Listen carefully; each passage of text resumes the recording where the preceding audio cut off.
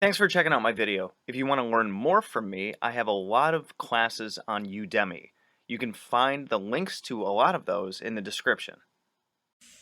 Okay, so this video is probably going to be a little bit shorter than the last two that I just made while I'm chilling here on a day off, but I wanted to talk about the nature of the Elohim, the nature of the gods. If you watch my last video where I gave the ideas from Dr. Michael Heiser about how gods are, there's many of them, and Yahweh is perceived to be at the top because he wanted to be the boss, and he delineated a lot of different cultures and stuff to be ruled over by other gods, which is parallel with Zechariah Sitchin's workings and writings about how different areas of the world were given over to different deen gear. Then, that caught you up to speed. But check out my video on the Elohim if you haven't, because this might bounce off of that a little bit.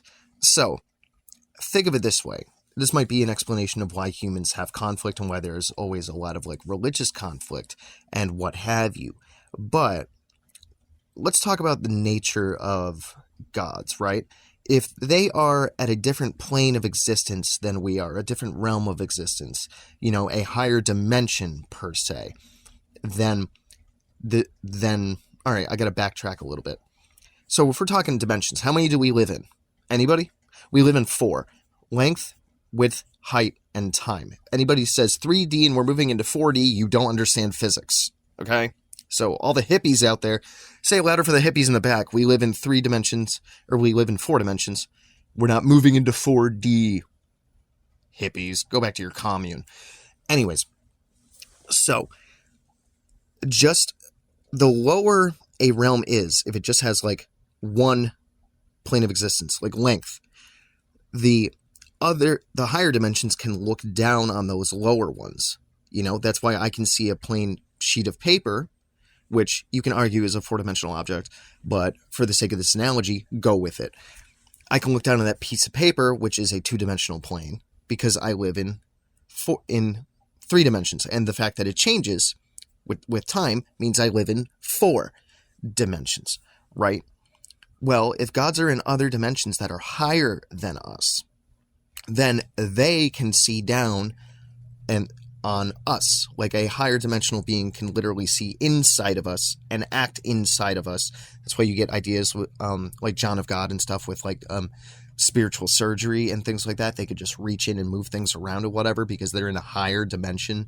Spirits are in a higher dimension than we are. Well, what if our 4 dimensions are the only ones that experience death, given the fact that we have the dimension of time? According to Catholic theology, we angels and therefore even higher beings, being the Elohim, God, and other gods, are beyond time. That's why when Lucifer said, "Hey, God, I don't like you, I'm not going to follow you anymore," it was an eternal choice because they exist outside of time. They don't have the luxury of being able to change their minds because time is not a thing to them. It's a little bit of a gilded cage because all of their decisions and things like that are permanent in their supreme knowledge and supreme intellect, right? So, oh man, losing my train of thought. Should have taken notes. But given the fact that they are outside of time, maybe they are outside of death. And given that, if you could not, look at all the wars and different things that are raging all around us, right? One group has a conflict with another group, it leads to violence, and they kill each other. Those kinds of things. Well, if you are beyond death, and you cannot kill the other Elohim, the other God, the other spirit, what have you, that you do not like, I mean, it's not like the TV show Supernatural where you can send them to the empty, right? If you cannot truly defeat your opponent in that way, what can you do about it? Well, you can hypothetically affect those of lower realms that feed you energy, that pay homage to you. So that's why, and this could explain why you have different groups over the eons from different spiritual traditions fighting over each other.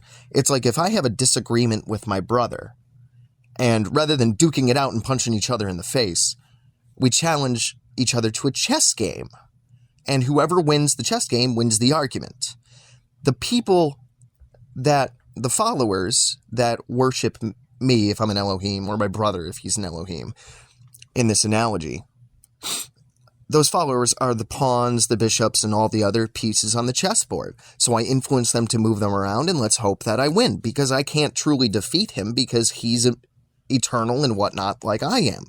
So we can badger each other all day and gripe and whatnot, but at the end of the day, I want to feel like I win over him. So I'm going to do that by affecting those that worship him, by affecting those that feed him energy through offerings and things like that, because that could arguably weaken him, because there is an exchange, as above so below, as below so above, if you follow that axiom, with the way that, and the TV show Supernatural speaks to this theory, that other gods fell out of favor and gained less energy because they had less people worshiping them. Well, if I kill off all the followers of a particular entity, Elohim, what have you, because my group goes to war against their group, well, then that would handicap them by not having a lot of people follow him. That's why, you have the Necronomicon, the Book of Dead Names, right?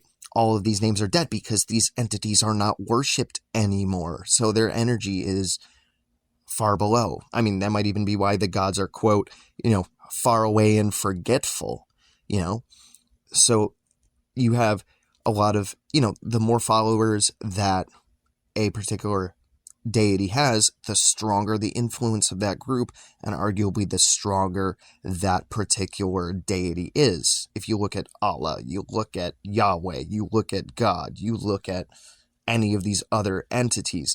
So if they are outside of time and they are outside of death because they are at a higher dimension than us, the only way to settle differences is to use pawns. Otherwise, you could be locked in an eternal struggle for forever, like the eternal spirits of light and darkness in the Legend of Korra, for example. But that's just an eternal fight. Does that ever solve anything? No. I don't know if you've ever seen two cats fight with each other, but they don't do it eternally nonstop, right? They eventually get tired of it because neither of them is gonna win a fight. They're just gonna keep smacking each other back and forth, right? So, long story short, maybe, just maybe, that could explain the influences and different things that go on around us, and that we are just pawns of greater beings that exist above us. Let me know what you guys think about this one. Drop some comments, complaints, concerns, issues, or any other video suggestions and content suggestions that you might have. Like this video if you liked it. Subscribe if you haven't. I'll see you next time. Good hunting.